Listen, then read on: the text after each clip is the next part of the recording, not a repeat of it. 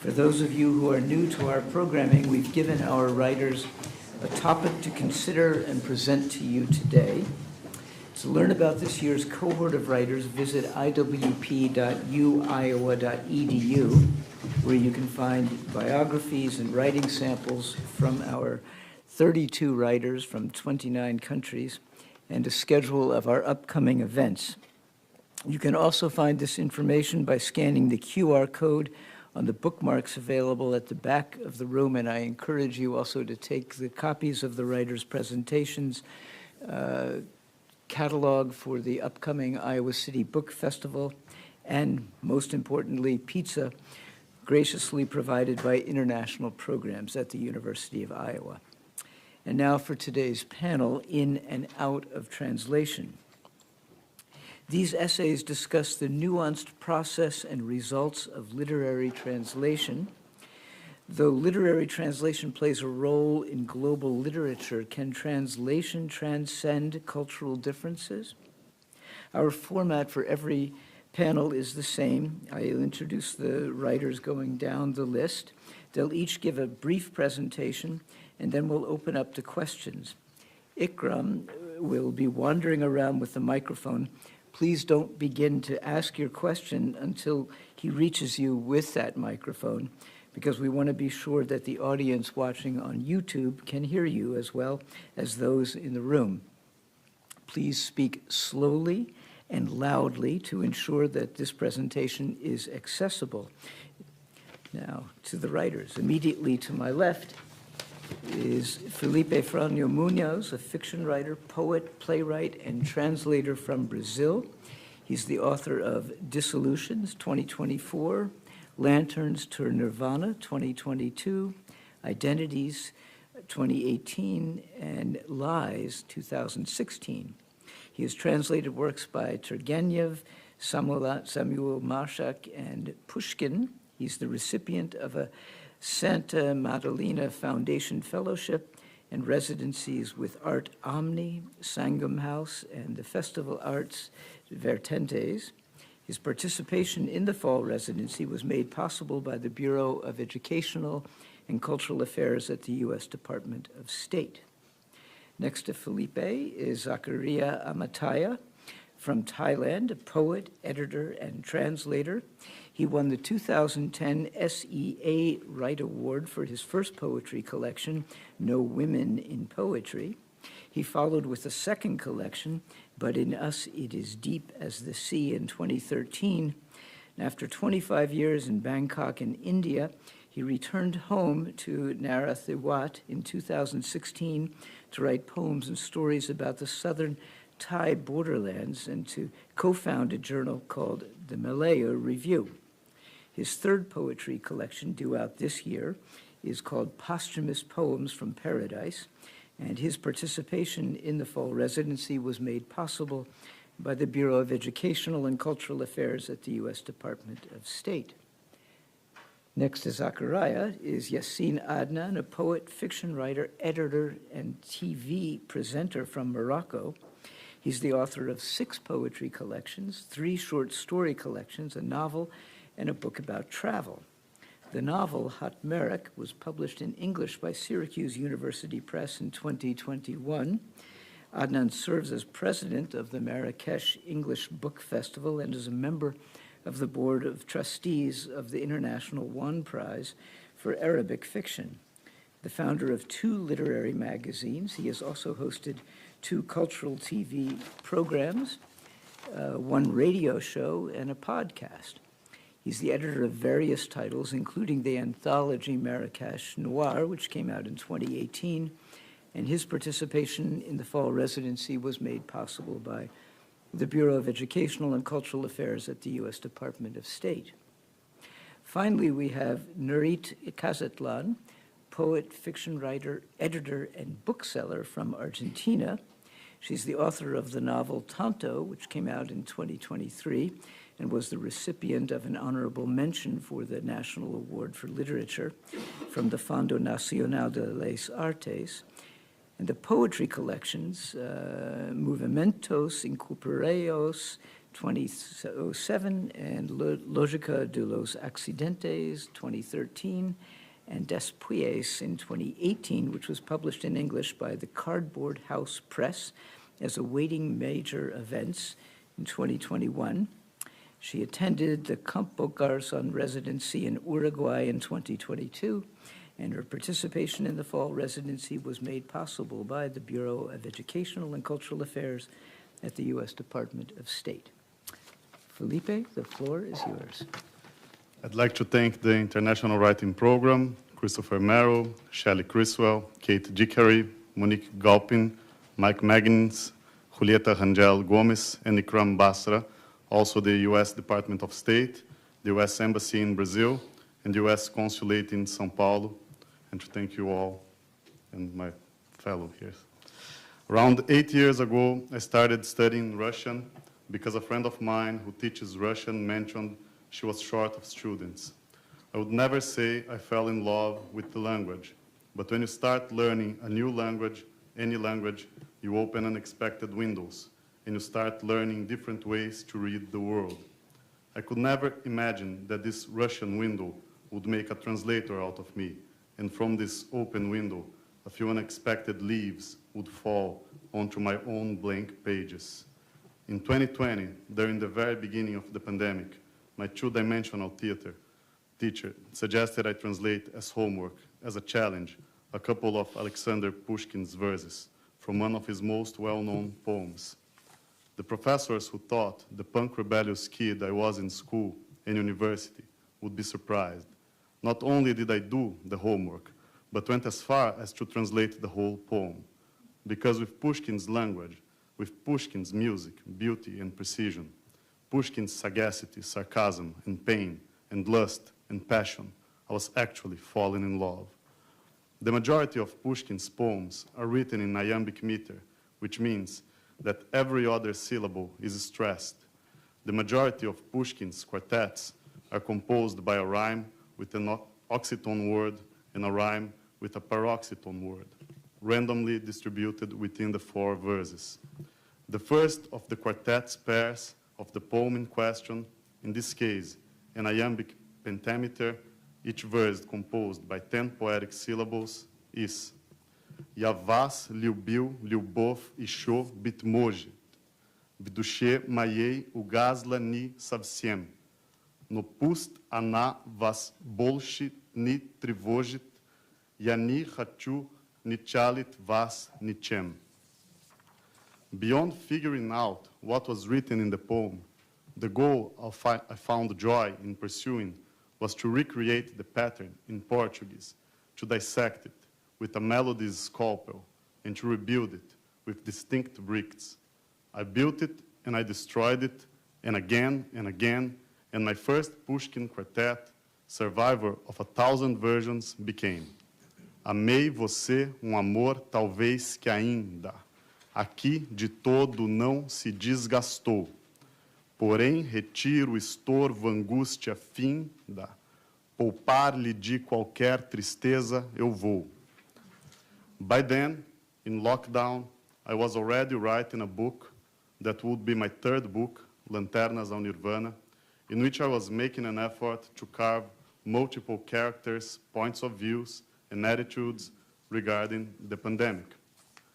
My own writing, blurring boundaries, combining drama, poetry with fixed forms, visual poetry, images, etc., to compose with fragments a kind of a narrative arch is more connected to avant-garde movements.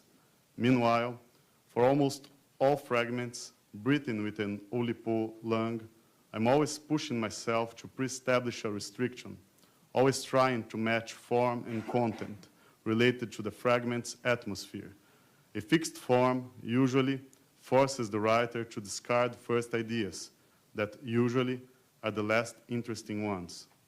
To count syllables, to pen for rhythm and rhyme was part of my routine.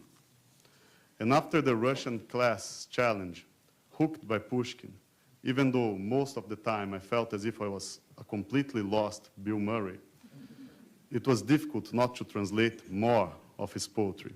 So, For the rest of the 312 days that I didn't leave, not once, the apartment where I was living in, I was working in and out of translation, writing my own book and allowing Pushkin's voice to merge into my literature, and transcreating Pushkin's verses, having to cut words, to invert sentences, and even to add some bit parts.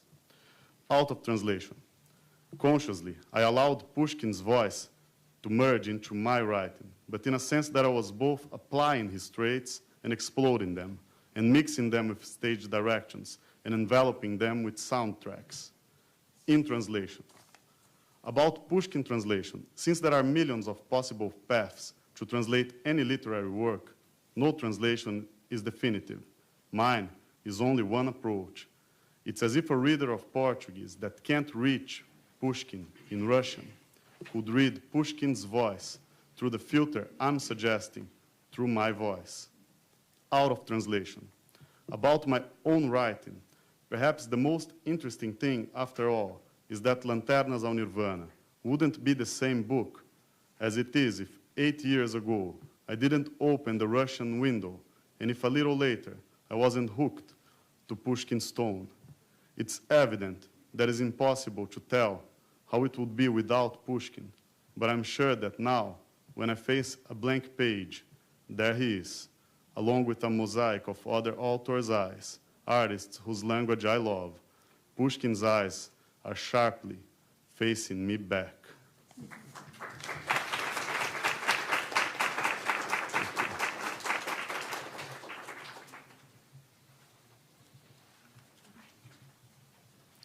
Hello.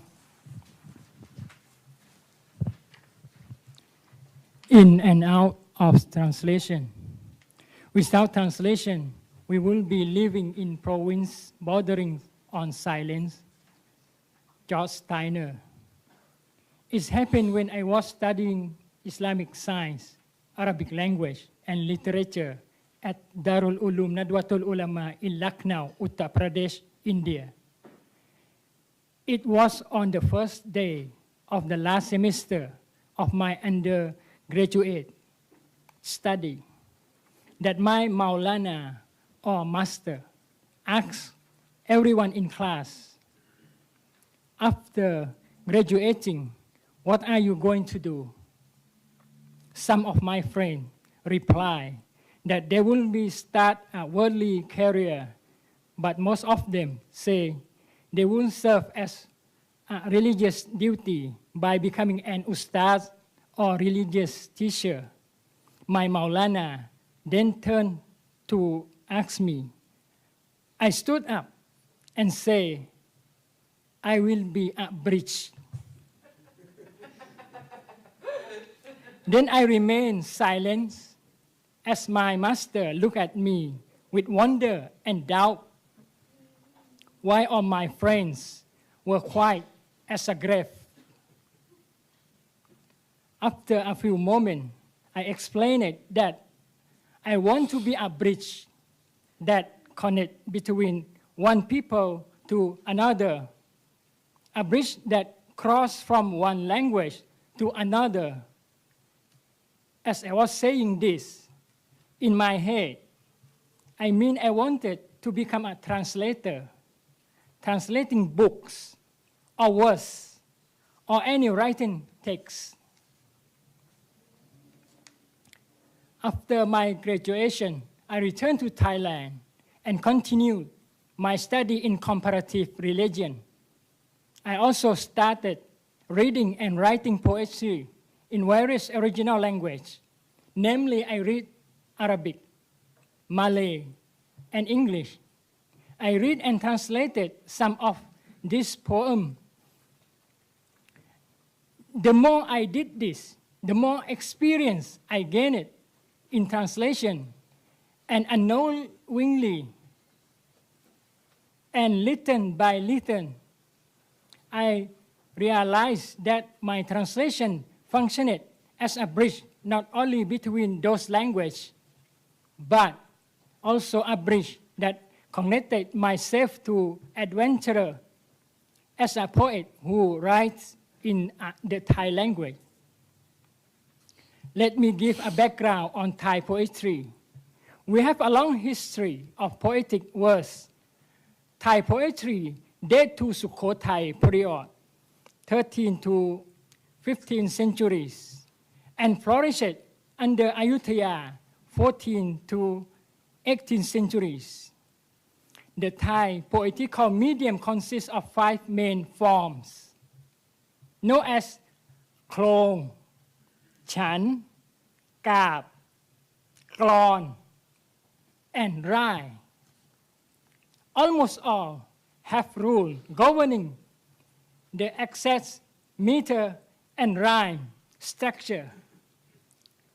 So we, Thai people, are very proud of Thai poetry. In school, we learn how to compose poems in traditional classical form.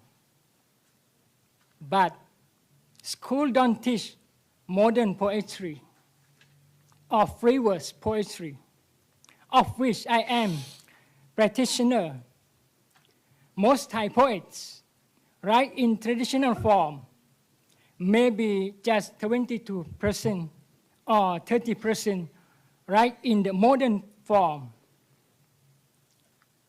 So why is translation of modern poetry of any language to Thai language very important to our readers?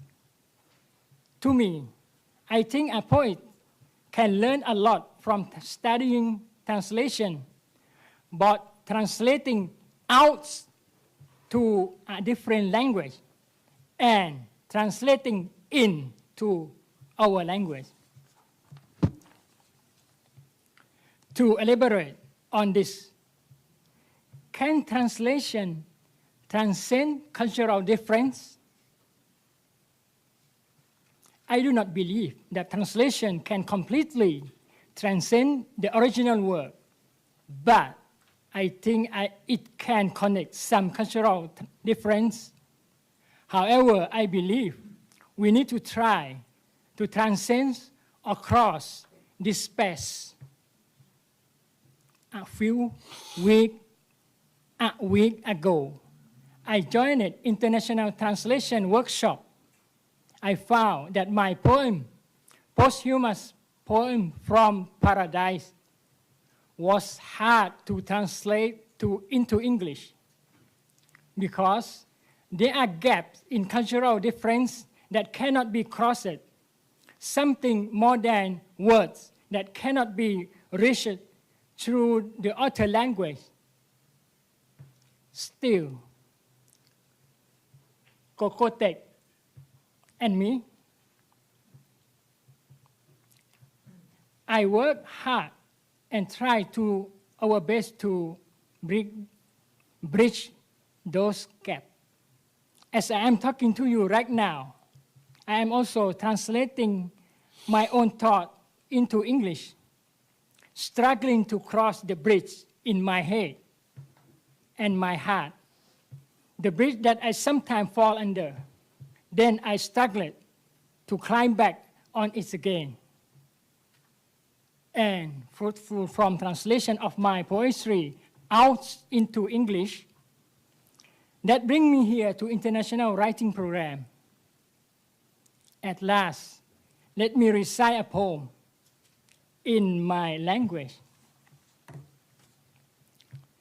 อะไรสักอย่างมันต้องมีอะไรสักอย่างในจักรวาลนี้ที่พัดหลงไปจากมิติการเวลาอะไรสักอย่างที่โคลัมบัสและยูริซิสตกสำรวจอะไรสักอย่างที่นักดาราศาสตร์กรีกและอาหรับมิได้ค้นพบอะไรสักอย่างที่ศาสดาของโลกลืมเทศนาสั่งสอนอะไรสักอย่างที่ขาดหายไประหว่างหลุมดำมันต้องมีความผิดพลาดบางอย่างเกิดขึ้นระหว่างรอยต่อของเผ่าพันธุ์มนุษยชาติที่พัดหลงครั้งน้ำท่วมโลกอะไรสักอย่างที่ไม่ได้ไปพร้อมกับเรือโนอาห์อะไรสักอย่างที่พระคัมภีร์โบราณมิได้จารึกอะไรสักอย่างที่นอสตราดามุสคาดไม่ถึงมันต้องมีความเข้าใจผิดบางอย่างบนโลกใบนี้ที่สูญหายไปจากฐานข้อมูลของพลโลกอะไรสักอย่างที่เพลโตไม่คาดคิดอะไรสักอย่างที่นิเช่ไม่ได้กล่าวถึงอะไรสักอย่างที่ไอน์สไตน์มิได้คำนวณ อะไรสักอย่างที่ขาดหายไป The missing. There must be something in this universe that has strayed from the dimension of time. Something Columbus and Ulysses misses in their exploration. Something Greek and Arabian astronomers failed to discover. Something the world's prophet forgot to preach. Something that vanished between the black hole of space. Some mistake must have occurred between theme of the human race that went missing at the time of the flood, something that failed to board Noah's Ark, something unrecorded in ancient Hollywood, something Nostradamus forgot to predict. There must be some misunderstanding on this earth that has been lost from the archives of humanity, something that Plato did not anticipate, something Nietzsche failed to mention, something Einstein could not calculate. Something is missing.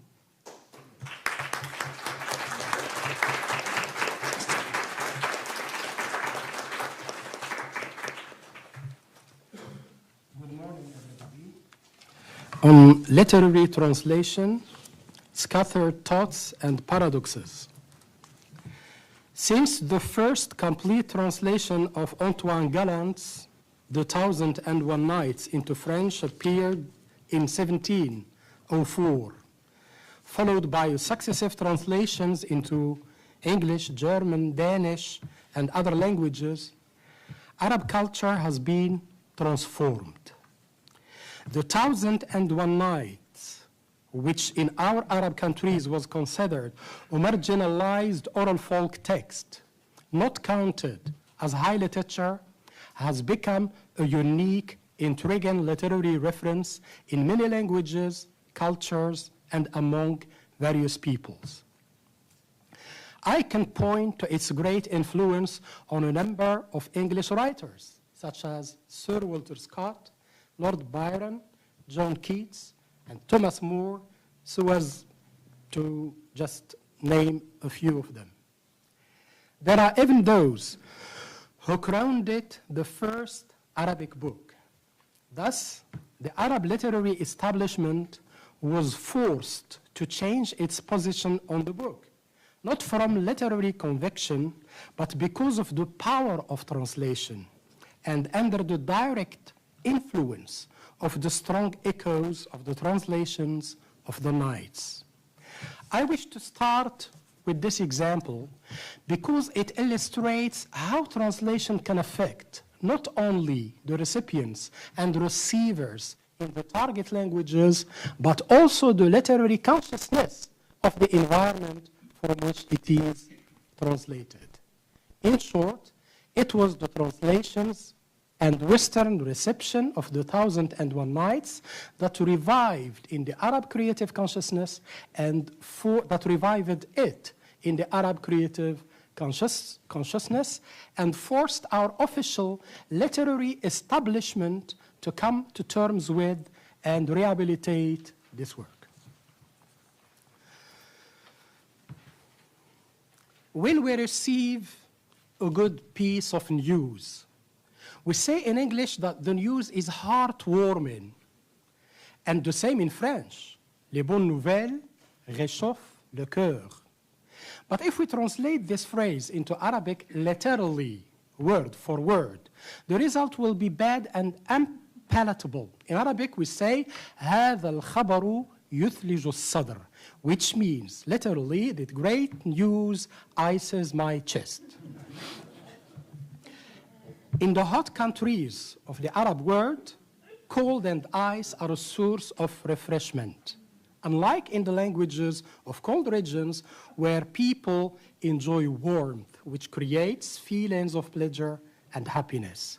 So sometimes a translation has to betray the original structure in order to convey the meaning, intent, and connotation. In Morocco, my country, translation is a sensitive topic, almost related to national reconciliation. We have two elite groups in the country, one that writes in Arabic and one that writes in French. Each group has its own socioeconomic, intellectual, and ideological background, and its own audience and readers. Unfortunately, we do not possess any institution, fund, or national translation mechanism which allows us to translate our works from Arabic to French and vice versa. We ask for this, not for the sake of literary popularity, but so that Moroccans can read their writers in both languages and complete the circle of reception. This would contribute to national linguistic reconciliation, which would undoubtedly reduce social misunderstandings and reflect positively on the general consciousness of Moroccans. Translation can play a key role in this regard. However, there is a harsher paradox for Moroccan writers who write in Arabic. They have little luck with translation. This is because publishers of books in a number of languages can only or are only interested in Arabic literary works after they have been translated into French. I don't know why English, American, and German publishers have such blind faith in their French counterparts. I can't find a plausible excuse or justification for it. But what is even more surprising is that French publishing houses, in the limited quotas they allocate for translating Arabic literature, look for works from Egypt, Syria, Lebanon, Iraq, and the Gulf countries, and generally exclude works from the North African Maghreb. But why? Because they consider that Moroccans, Tunisians, and Algerians write directly in French. Therefore, they don't need translation. This is how we, the Arabized writers of the Maghreb, are condemned to permanent house arrest in our mother tongue. For example, the prestigious French publisher Actes Sud, in its collection of Arabic literature, has translated only 3 Moroccan writers. I'm fortunate to be one of them, the last to join with my novel Haute Maroc. If it were not for that, I might not have crossed over into English, and my novel would not be on display on the shelves of Prairie Lights bookstore today. Thank you.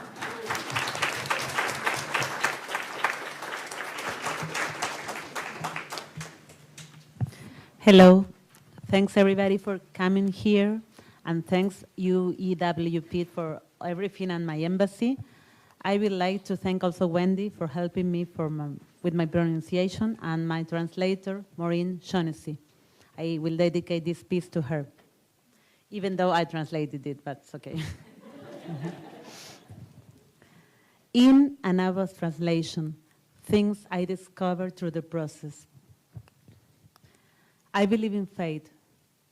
I know this might be a polemical sentence for a writer to say, but I do. It usually means that things happen for a reason.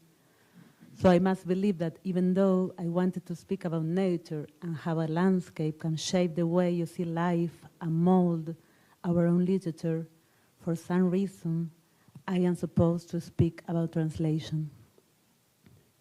When we went to the art exhibition at the Stanley Museum, the Korean artist emphasized not to be too comfortable in what you're doing well. So maybe nature is an old topic for my writing. It's been 1 year since my novel was published, and I have a new novel in my head. It's about a woman who is emptying her dad's mother's house, and I'm not yet sure about the shape it will take, or if it's going to be an autofictional novel or not. When I started writing it, I decided the main character will work as a translator and that I will combine autobiographical facts with some translation theory. Because what usually happens when you are in mourning is that you lose your own language and the way you used to name things is no longer possible. and at the same time you are reconstructing yourself, you need to find a new way of naming things. For this panel, I decided to share with you two experiences about translation, one about being translated and the other one about being a translator. It is a fact that translation complicates the authorial position, usurping it and dislocating it. For me, the book, the end result, once translated into another language, belongs to the translator. As a poet whose work is being translated, one can only intervene when one feels the original intention is not being respected. Surprisingly, the translator will often opt for an unexpected linguistic turn of phrase or for a word that is a part of a determined idiolect. They will have their reasons, and a poet must trust their translator. I recall a short essay by Anne Carson, Variations on the Right to Remain Silent, in which it says, every translator knows the point where one language cannot be translated into another. For Carson, this proves that languages are not science of one another. You cannot match them item for item.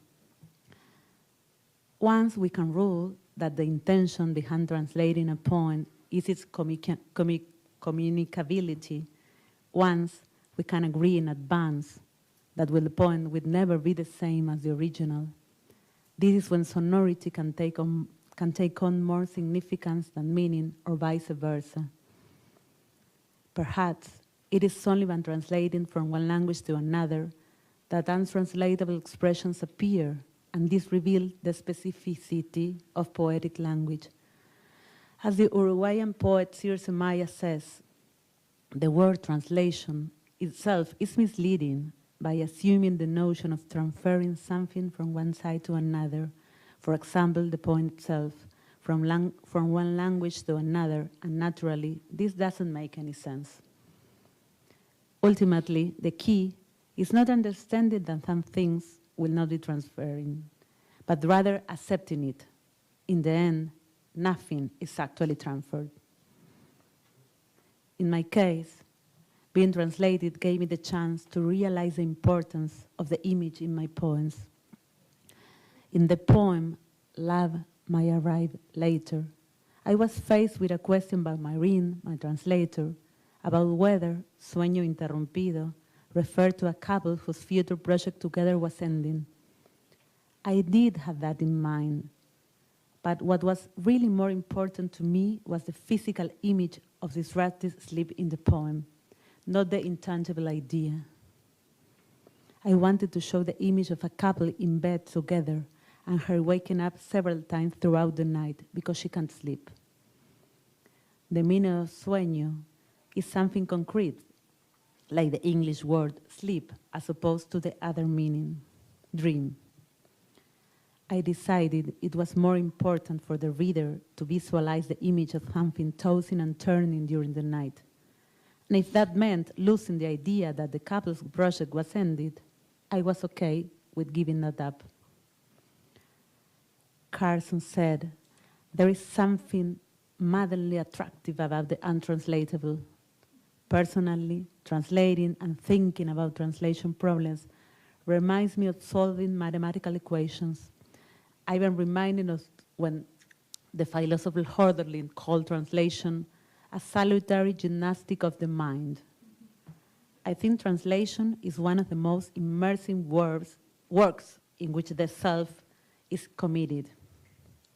Thinking back to our collaboration, we drove ourselves nuts looking for a solution to the English word crave. Crave is one of those English words that doesn't have such a straightforward translation, like saudade, which is nostalgia, in Portuguese. For me, words like this have a physical connotation.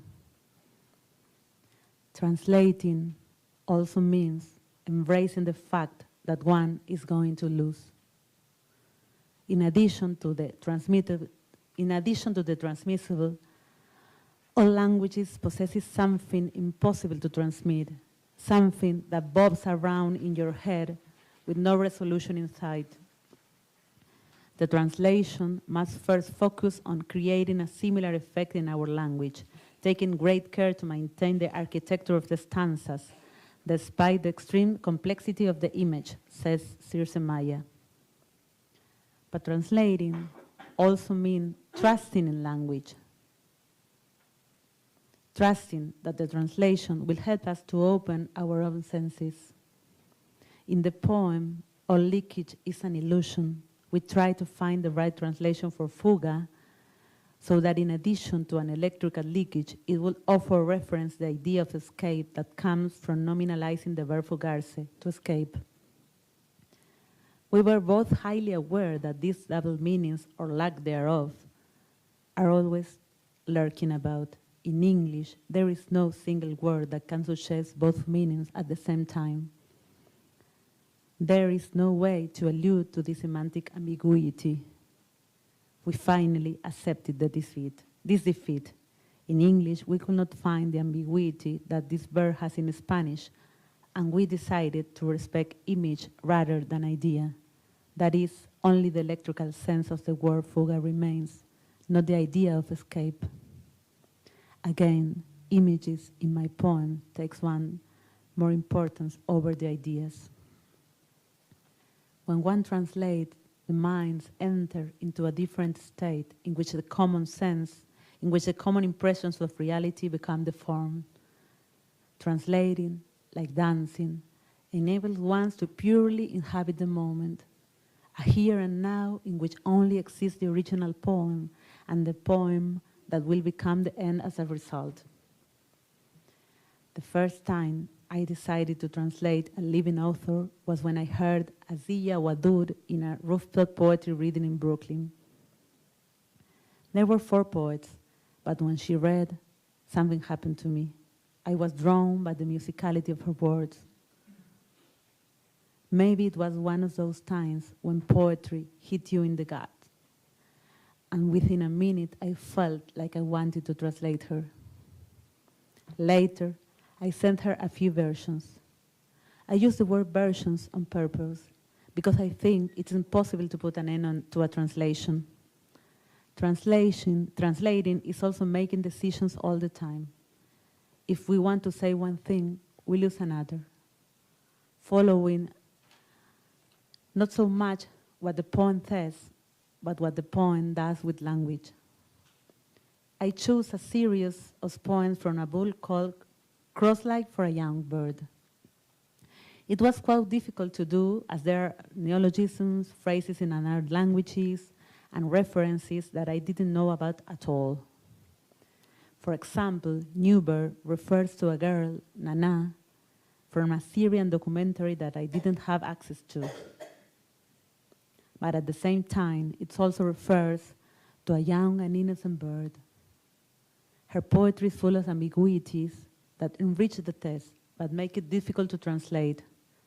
There is a very strong political undertone in the poems, like an urgency, which comes through in the language used. It is as if the language were broken, because plain language will not be enough to explore the edge, the border, the crisis of political refugees, and the problems of migration. The use of repetition in the poem is a kind of insistence of repeating names as if not to forget them, as if the anaphora of the voices were inscribed in the lineage of poems of denunciations. Throughout the book, ekphrases appear interspersed with questions about language, about the mother tongue, about the language we carry with us and the one we speak socially. In translation, the fact that the poems are governed by the principle of rhythm is somewhat lost. But even though if we fail, even though if language will never be the same, is worthy, perhaps the ultimate example of how translating is impossible could be illustrated by London-based poet Caroline Bergal's experimental performance Via, which includes 48 versions of the translation of the first 3 lines of Inferno from Dante's The Divine Comedy. None is exactly the same as another. Translation could be an infinite exercise. Having access to a living author when we are translating perhaps is one of the ways to help us reduce the endless possibilities. Thank you.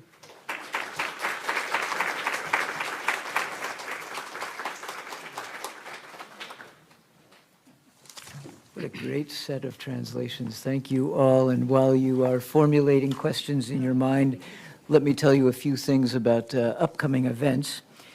Join us at Prairie Lights, aforementioned by our friend Yassine, on Sunday at 4 p.m. to hear Sarah Anjumbari, an MFA candidate in the nonfiction writing program, Fodiso Morira from Botswana, and Daryl Lee from Singapore.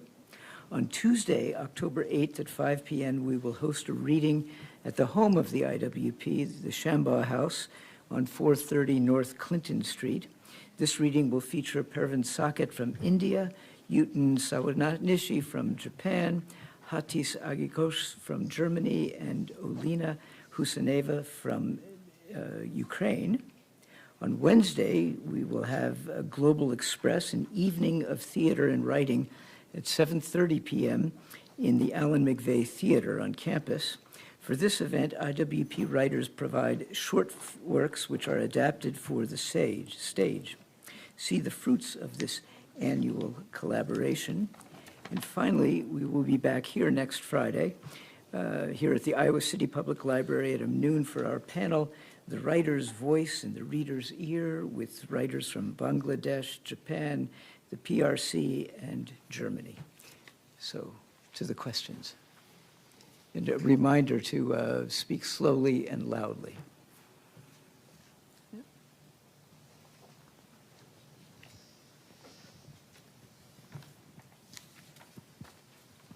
Hello. Hello. Nurit kind of brought this up about like untranslatable sort of words or phrases in languages. Like anybody who's sort of started learning a language, you kind of come across those. I knew they existed in English, I just didn't know any words like that. Are there any particular like untranslatable words or phrases in the languages you primarily write in that like you particularly like for everyone? What a good question. Yeah. There were some words difficult to translate into Portuguese when I was translating Pushkin. And I put a lot of footnotes in the book. Some of them I tried to find, to approach the meaning somehow, but some other times I kept the word in Russian and I add some footnote.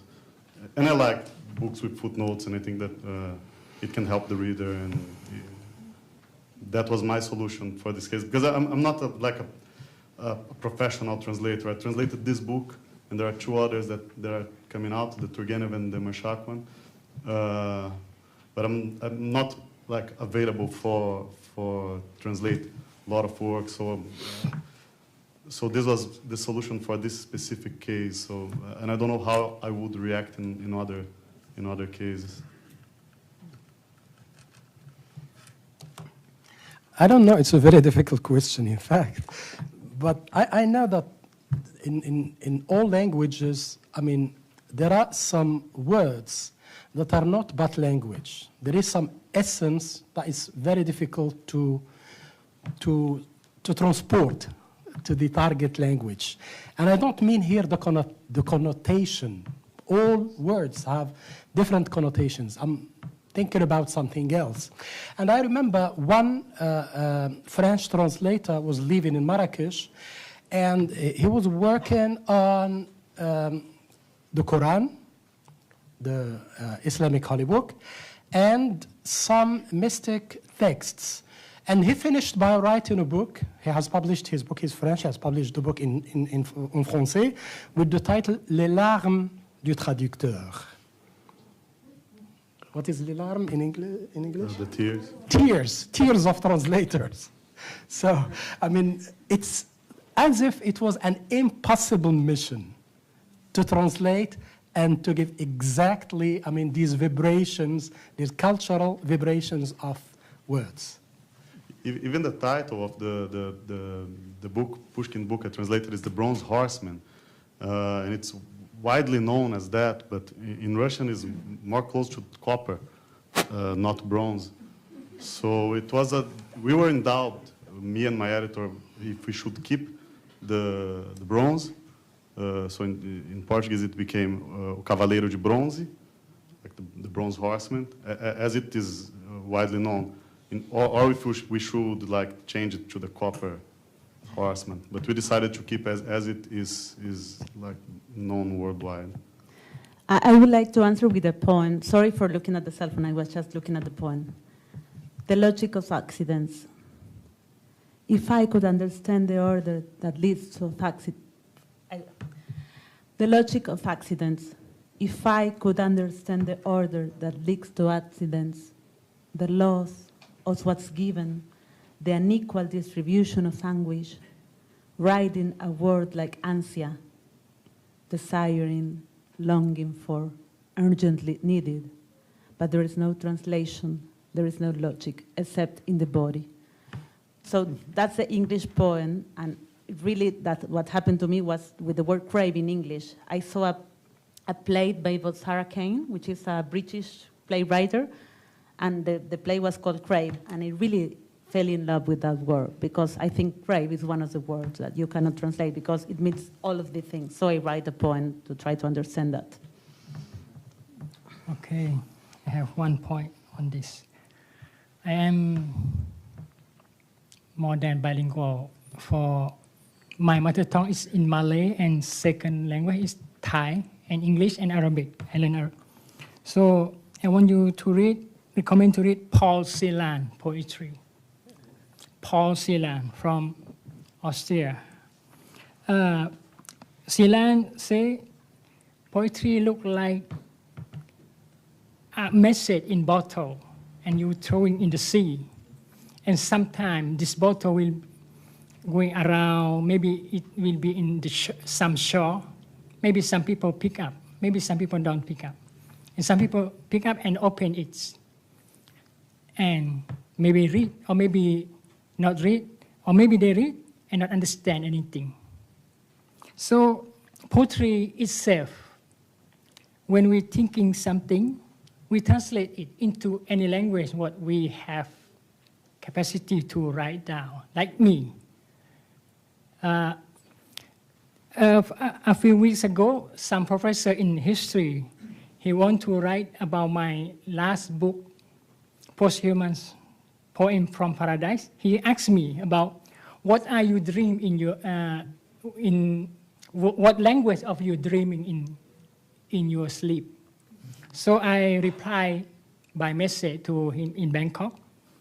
I think I always dream by the language that I used to thinking in my head.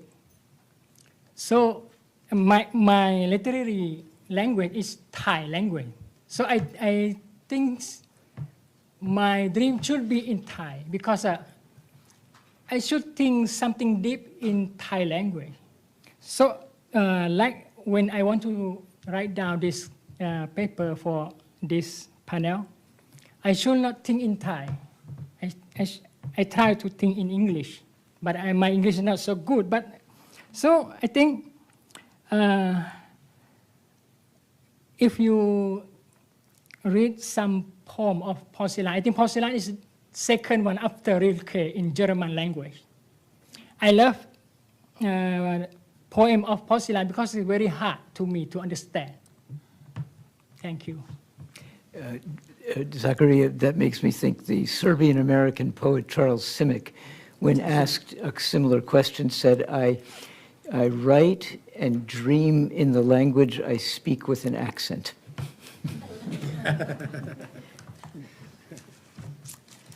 I'd like to give a comment to the Thai writer Zachariah. When you were reading out the last poem in your native language, it appeared to me that you were saying the word orisikia, orisikia, orisikia. Is that right? Does that mean something? It sounded like that. In Hindi, that would be or aise kya, which is like, and How about that? So it was very interesting to hear you speak the poem versus looking at it in English. I'm just saying that the reader or the listener has a very different experience, regardless of the meaning of the poem, in a different language. The question that I want to pose to each of you is that, using Zakaria's bridge metaphor, bridges take time to build. Bridges are also torn down. Over a passage of time, is it easier to translate when something has already been translated, or is it easier when it's brand new? Great question. Who wants to start?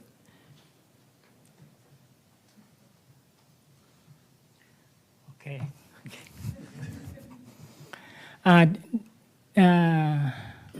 I'm starting right now poetry when I understand the lesson of my professor in India. I'm studying Arabic.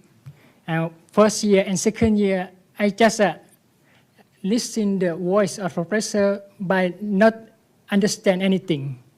But so that time I start compose my poetry. I don't know what is poetry or not, but something like I want to tell myself, because I don't understand anything the class. So I think the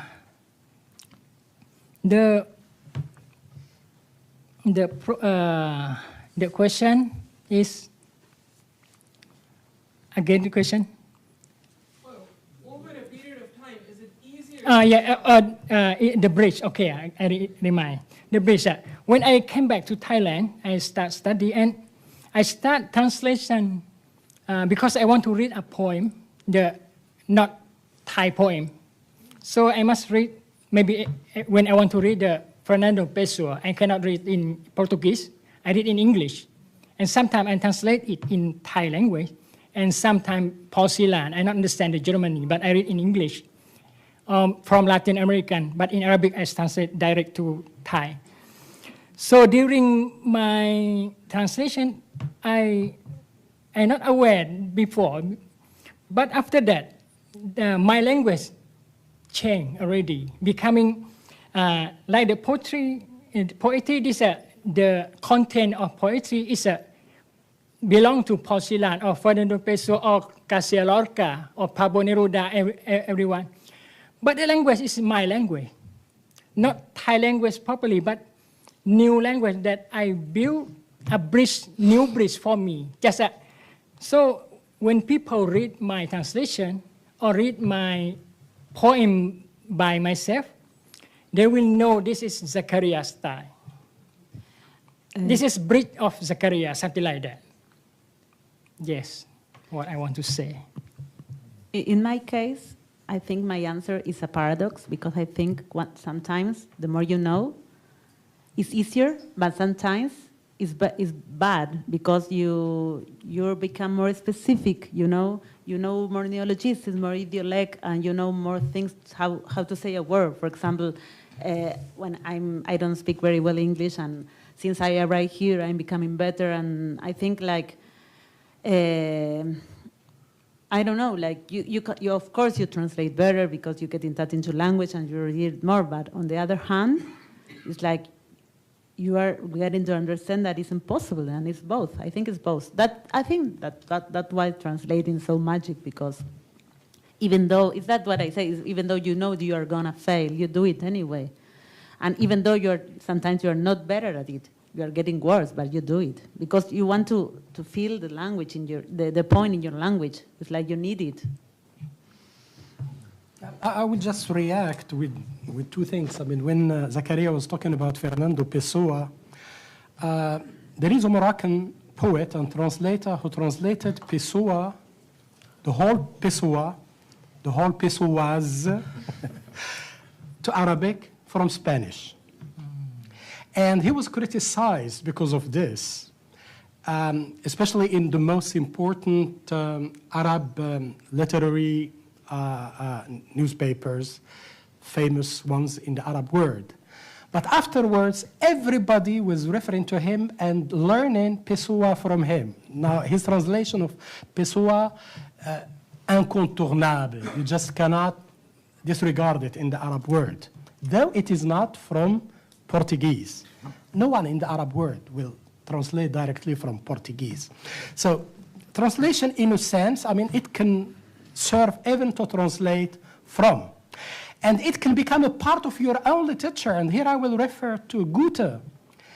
In 1808, someone was preparing an anthology of German poetry at that time. I'm talking about a time when Germany was colonized by Napoleon Bonaparte.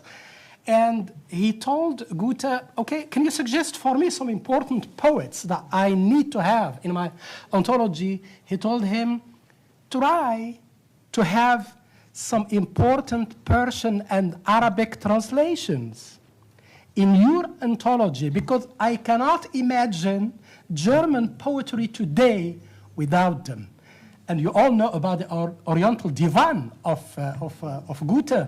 Divan, this is an Arab Persian word, which means that you cannot get rid of translation. It's a part of your own poetry. In my case, when I'm translating, I avoid to look at other translations of the same thing, to not, because if some translator finds a good solution, maybe it will be difficult to find a different one. So I try to find my solution firstly, but afterwards, when the work is finished or almost finished, I try to double check with the language in which I can read the same thing, or other translations to Portuguese. But just to double check the content, and if I made some mistake, then I think it can be useful. But in my case particularly, I don't like to look to other translations.